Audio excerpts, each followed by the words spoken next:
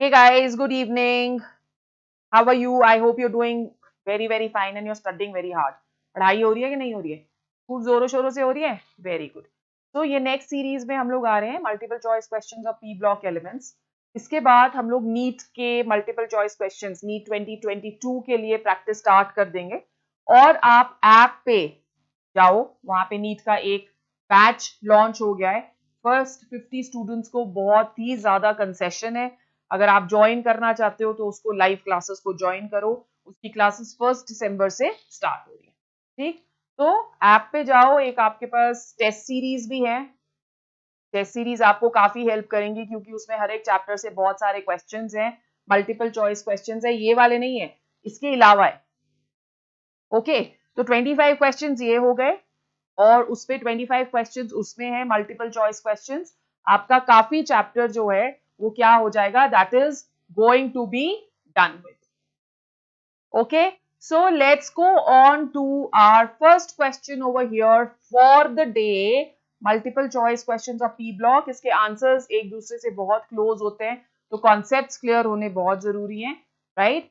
NCERT को in between the lines पढ़ो, हर एक क्वेश्चन का रीजन समझो और तब नेक्स्ट लाइन पे जाओ. नहीं तो आप पी ब्लॉक में कंफ्यूज हो जाओगे टोटली. ये चैप्टर ही आपके लिए कंफ्यूज करने के लिए. कौन कौन से चैप्टर्स कंफ्यूजिंग है? 11th का periodicity, S block, P block, फिर 12th का पी ब्लॉक, डी ब्लॉक और एफ ब्लॉक. इसके आंसर्स एक दूसरे के बहुत क्लोज होते हैं, तो इसलिए क्वेश्चन को क्या करना है, बहुत ही आराम से पहले पढ़ना है और उसके बाद आंसर करना है. तो हम फर्स्ट क्वेश्चन पे चल रहे हैं. Strong reducing behaviour of H3PO2 is due to what? अब इसी से आपको पता चल रहा है कि जब भी हम लोग, आई एम सो सॉरी मैंने पेन नहीं लिया, तो जब भी हम लोग रिड्यूसिंग कैरेक्टर करते हैं, रिड्यूसिंग कैरेक्टर का मतलब क्या हुआ कि कितने हाइड्रोजन्स वो हमें दे सकता है, that is going to be the reducing character. अगर आप H3PO2 का स्ट्रक्चर देखो तो स्ट्रक्चर आ जाता है ये. कितने हाइड्रोजन्स वो रिलीज कर पाता है? एक. जो हाइड्रोजन डायरेक्टली फॉस्फोरस के साथ अटैच्ड है उनको ब्रेक करना डिफिकल्ट होता है. इस वाले बॉन्ड को ब्रेक करना इजी होता है, तो एक हाइड्रोजन दे सकता है. ये आपको कॉन्सेप्ट क्लियर होना चाहिए. अभी चलो आंसर्स पे. ऑप्शंस देखते हैं. High electron gain enthalpy of phosphorus, high oxidation state of phosphorus, presence of PO2A. Okay, so there are two OH bonds. Presence of two OH groups and one pH bond. Presence of one OH group and two pH bonds. So how many do you have? 2, 1. H3PO2. So the option over here is, this is 1H only guys. So option यहाँ पे क्या आएगा? Presence of one OH group and two pH bonds. That is going to make H3PO2 a strong reducing acid. Done with? Okay, let's go on to question number 2. The variation of boiling points of hydrogen halides is in the order HF, HI, HBr, HCl. What explains the higher boiling point of hydrogen fluoride? बहुत simple. इसमें क्या होता है, hydrogen bond यहां नीचे लिखती हूँ, it has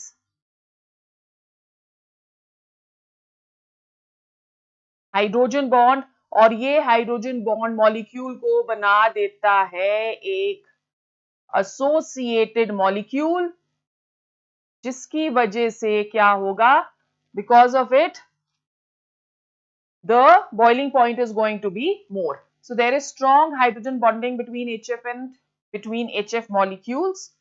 The bond energy of HF molecule is greater. The effect of nuclear shielding much reduced in fluorine, which polarizes the HF molecule. The electronegativity of fluorine is much higher than other elements. So correct option आपके पास क्या आ जाएगा? A. ऐसा कोई भी question आता है, ये सेम क्वेश्चन आपको H2O में भी आ सकता है, ये सेम क्वेश्चन आपको NH3 में भी आ सकता है. तो H2O का भी अपने पूरे ग्रुप में सबसे ज्यादा बॉइलिंग पॉइंट है. Reason being again hydrogen bond. Similarly NH3 का भी रीजन बीइंग हाइड्रोजन बॉन्ड. ठीक है. Okay, let's go on to the next question. Which of the statement given below is incorrect? Ozone molecule is bend. याद है structure? This is so correct. ONF is isoelectronic with O2N. चलो देख लेते हैं oxygen में कितने electrons हैं. 8, nitrogen में कितने इलेक्ट्रॉन्स हैं 7, फ्लोरीन में कितने इलेक्ट्रॉन्स हैं 9, तो 8 plus 7 is 15 and 15 plus 9 is going to be 24. O2N में भी देख लो कितने इलेक्ट्रॉन्स हैं 2 into 8 is 16 plus 7 23. So ONF is not, क्या बोला है उन्होंने, इनकरेक्ट पूछा है. ONF is isoelectronic with O2N. ये तो मुझे नहीं दिख रहा. OF2 is an oxide of fluorine. Yes, this is correct. In fact हम इसको फ्लोराइड ही बुलाते हैं. It is known as oxygen difluoride. तो ये भी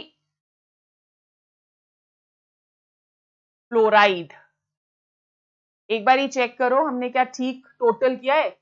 8 plus 7, हाँ 15 हो गया. 15 plus 9 is 24 हो गया और 23. सो यहाँ पे करेक्ट ऑप्शन आपके पास क्या आ जाएगा, बी. ठीक है. Then let's go on to question number 4.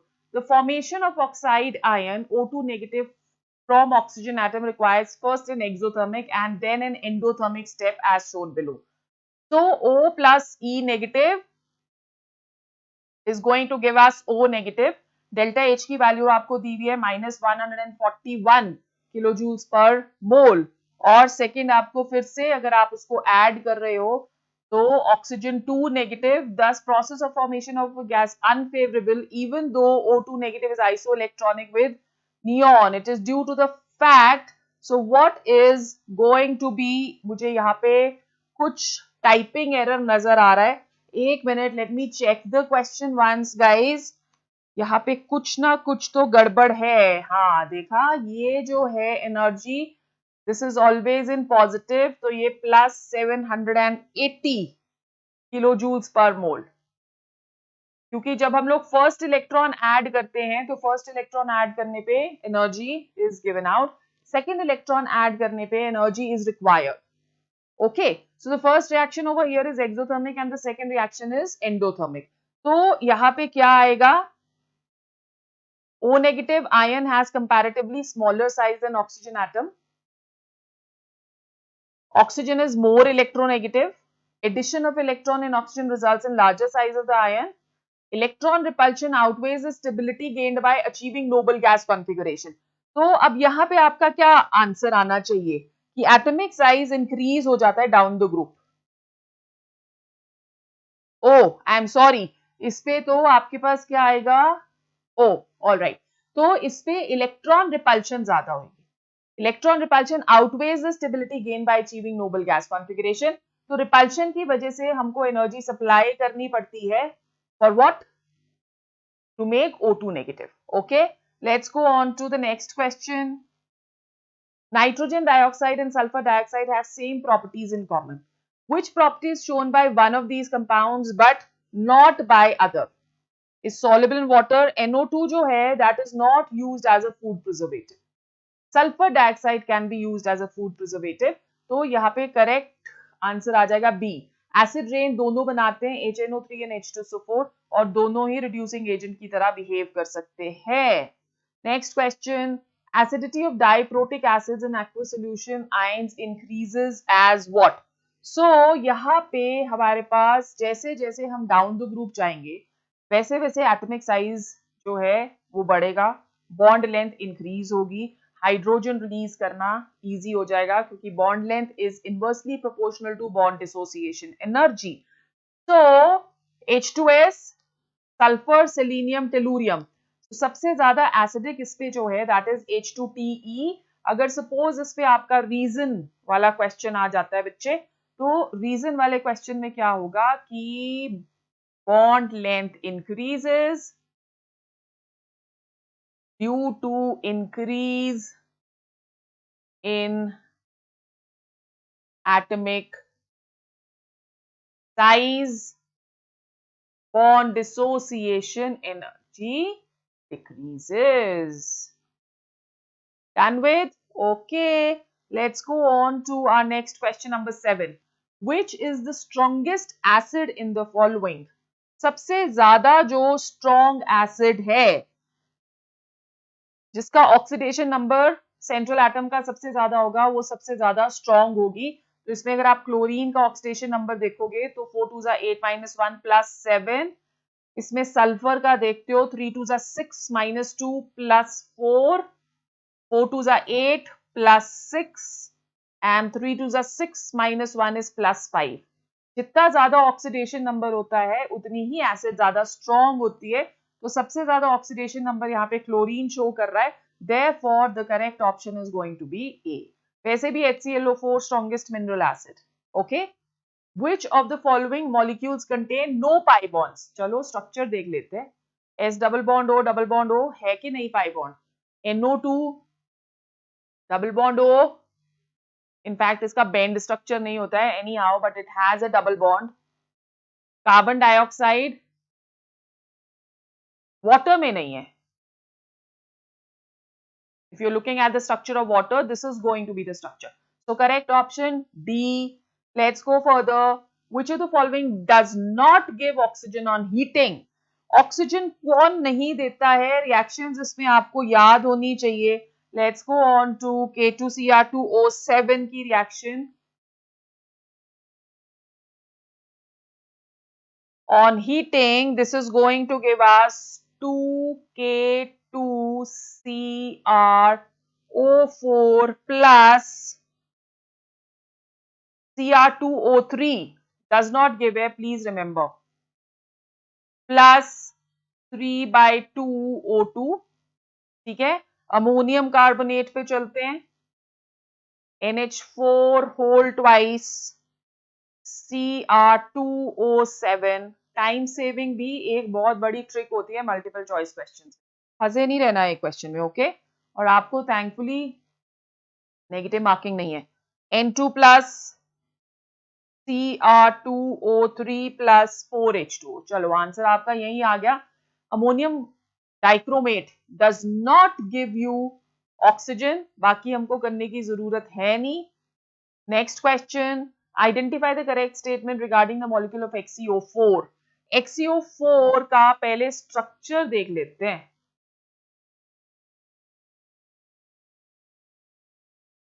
ये स्ट्रक्चर है XeO4 का। XeO square planar, wrong. There are 4 p pi d pi bonds, तो इसमें p pi d pi bonds तो है नहीं। p pi bonds हो सकते हैं। There are 4 sp3 p sigma bonds,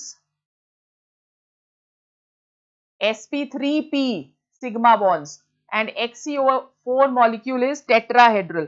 तो टेट्राहेड्रल तो हमें नजर ही आ रहा है, तो करेक्ट ऑप्शन यहाँ पे क्या आ जाएगा?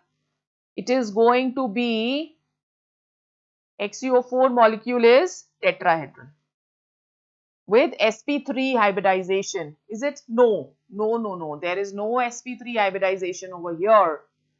My mistake. This is not the correct option. XeO4 molecule is planar. There are 4 p pi d pi bonds.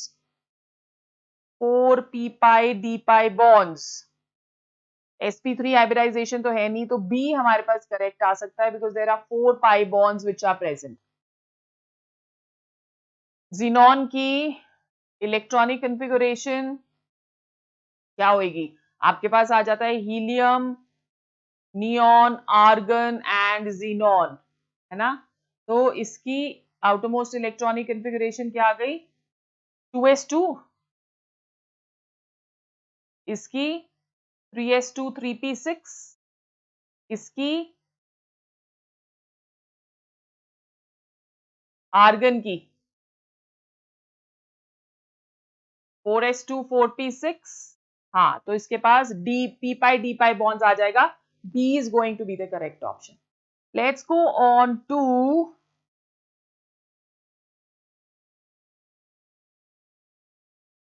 our next question. In which of the following compounds nitrogen exhibits highest oxidation state? कर सकते हैं calculate. Nitrogen इसमें 4 +2, इसमें +2 भी क्या, इसमें -2 आएगा।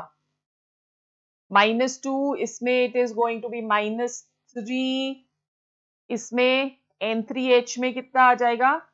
N3H में अगर आप ऑक्सीडेशन स्टेट कैलकुलेट करते हो तो -1/3 और NH2OH में -1.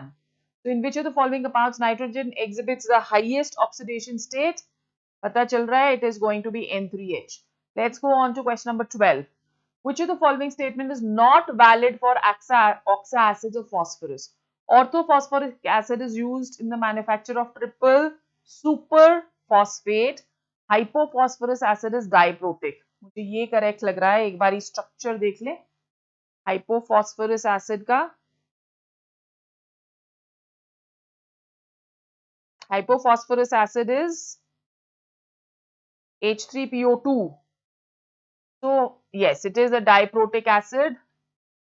दो hydrogen diprotic acid. Hypophosphorus acid is OH. तो ये वाला हाइड्रोजन जो है ये नहीं हम निकाल सकते, ये और ये वाला हाइड्रोजन निकाल सकते हैं, दो हाइड्रोजन निकाल सकते हैं, therefore it is a diprotic acid. ठीक है, क्या पूछा है उन्होंने? नॉट वैलिड, नॉट वैलिड पूछा है. सॉरी, देखा मैं खुद ही कंफ्यूज हो गई हूँ. इस क्वेश्चन में नॉट वैलिड पूछा था, इसलिए मैं आपको बता रही हूँ it is very essential for you to read the question very carefully. Not valid पूछा है इसमें. हाइपोफॉस्फोरस एसिड जो है that is H3PO2. so it is a monoprotic acid.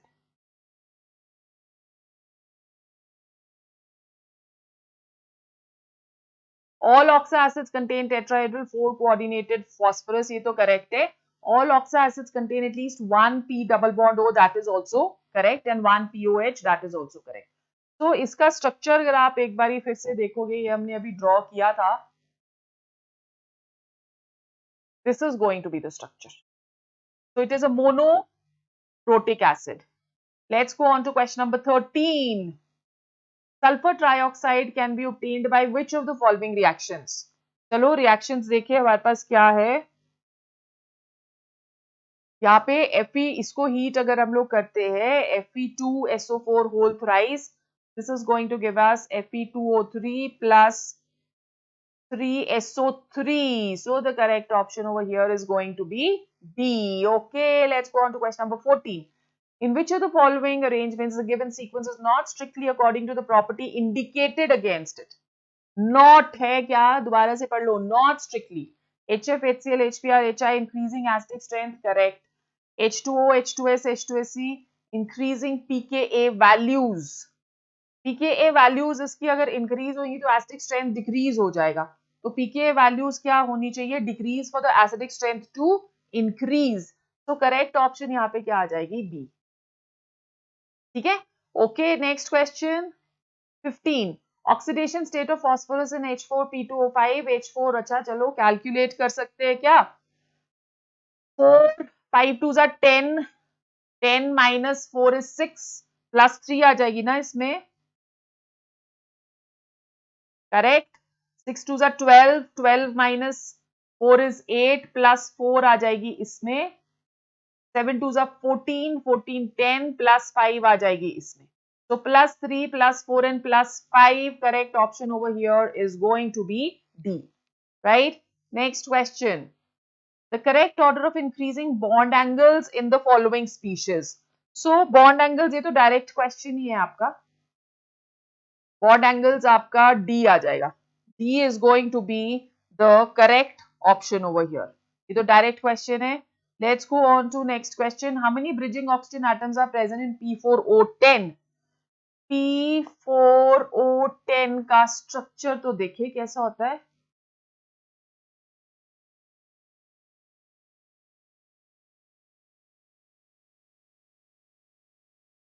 ठीक है.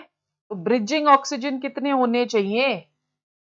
ब्रिजिंग ऑक्सीजन हमारे पास कितने हो जाएंगे P4O10 में? यहाँ पे आपके पास आ गया double bond O, double bond O, double bond O, double bond O, and you have like this, and you have like this. This is the structure. So bridging is 1 2 3 4 5 and 6. There are 6 bridging oxygens which are present. So correct option is going to be A. among the following which is strongest oxidizing agent? अरे sorry about this, इसकी options ही गलत है. Let's go on to the next question. Typing error, guys. Which one of the following orders correctly represents the increasing acid strengths of given acids? तो इस पे आपके पास वही जैसे जैसे ऑक्सीडेशन नंबर बढ़ेगा वैसे वैसे एसिडिक स्ट्रेंथ बढ़ेगी. तो यहाँ पे अगर आप ऑक्सीडेशन नंबर देख रहे हो क्लोरीन का +1, यहाँ पे क्लोरीन का ऑक्सीडेशन नंबर क्या आएगा 2 - 1 +3, यहाँ पे 6 - 1 +5 और यहाँ पे 8 - 1 +7. So the correct option over here is going to be D. See, next question. The electronegativity difference between NF is greater than between N and H, yet the dipole moment of NH3 is 1.5 dB is larger than that of NF3. This is because पता है ना dipole moments के ऊपर based है question. In NH3 the atomic dipole and the bond dipole are in the opposite directions, whereas in NF3 these are in the same directions. चलो structure draw करके एक बारी नजर तो मार लें कि क्या है कहानी यहाँ पे. ये आ गया हाइड्रोजन, हाइड्रोजन एंड हाइड्रोजन, ठीक है. और ये आ गया आपके पास NF3, fluorine, fluorine and fluorine, right? So, okay guys, I'm just taking a 1-minute break. Please don't go anywhere.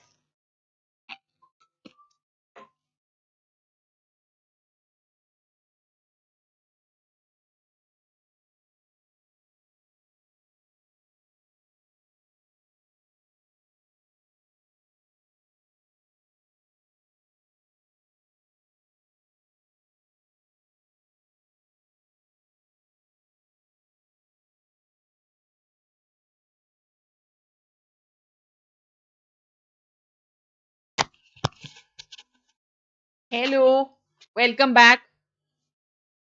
चलो, तो अब यहाँ पे ये है आपके पास स्ट्रक्चर, ठीक. डाइपोल मोमेंट अगर आप देख रहे हो तो ये सारे के सारे सेम डायरेक्शन में जाएंगे और ये जा रहे हैं ऑपोजिट डायरेक्शन में, राइट. सो यहाँ पे क्या होगा, ए ऑप्शन क्या दिया, इन NH3 atomic dipole and bond dipole are in the opposite directions, whereas in NF3 these are in the same direction. तो उल्टा ही बोल दिया उन्होंने. In NH3 as well as NF3 the atomic dipole and bond dipole are in the same direction. In NH3 the atomic dipole and bond dipole are in the same direction, correct, whereas in NF3 these are in the opposite direction. Yes, so C is going to be your correct answer. Okay, next question. Which one of the following orders is not in accordance with the property stated? Bond dissociation energy. Fluorine देखें तो अगर numbers में आपको दूं तो fluorine की होती है 38 बिकॉज ऑफ रिपल्शन, इसकी बॉन्ड डिसोसिएशन एनर्जी कम होती है. इसकी होती है 57. और अगर आप ब्रोमीन की देखते हो तो ब्रोमीन की होती है 45.5. नहीं नहीं, नंबर्स नहीं याद आपने रखने, मैं आपको सिर्फ नंबर्स दे रही हूं so that you can see over here that whether the answer given is correct और नॉट. फ्लोरीन की बॉन्ड डिसोसिएशन एनर्जी कम होती है, तो ट्रेंड अगर आप इसका देखते हो तो फ्लोरीन की कम है क्लोरीन से, फिर bromine and then it is going to be iodine. Reason behind this is कि fluorine has a small size due to which इसकी इलेक्ट्रॉनिक रिपल्शंस हो जाती है, इंटर इलेक्ट्रॉनिक रिपल्शंस हो जाती है, जो उसकी बॉन्ड डिसोसिएशन एनर्जी को कर देता है कम. तो correct option is going to be A. In which of the following molecules all bonds are not equal? Structure के ऊपर डिपेंड करेगा. NF3 sp3 hybridization, BF3 sp2 hybridization, ALF3 sp2 hybridization, CLF3 sp3 dehybridization. तो CLF3 का T shape होता है,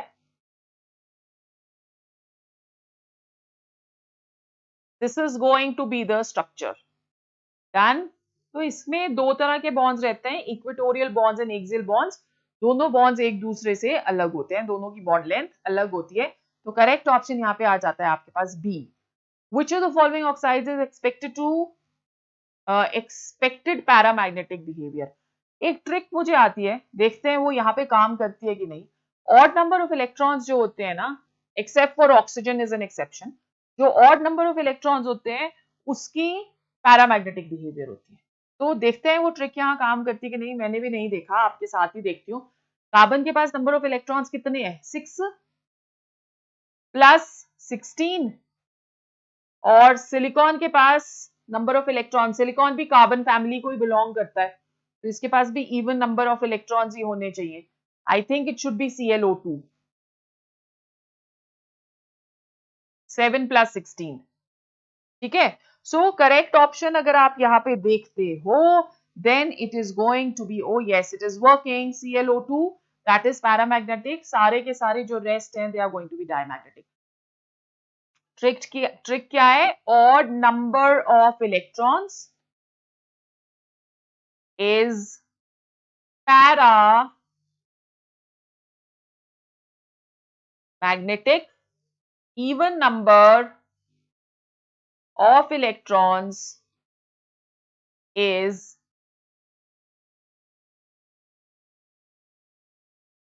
diamagnetic. इसमें exception is oxygen. Oxygen के पास even number of electrons होते हैं, but still it is diamagnetic because of the placement of electrons according to molecular orbital theory. Okay, let's go on to question number 24. Which of the following would have permanent dipole moment? अब SiF4 का structure तो है tetrahedral, carbon family को belong करता है, तो tetrahedral यहाँ पे dipole moment is going to be 0. XCF4 is again planar, square planar, so mu is going to be 0. SF4 का स्ट्रक्चर हो सकता है, SF4 is seesaw. इसके लिए देखो आपको स्ट्रक्चर्स आने वैलेंस बॉन्ड थ्योरी के अकॉर्डिंगली आपने 10th में भी 11th में भी करे हैं ये. So this has a dipole moment. BF3 का triangular planar,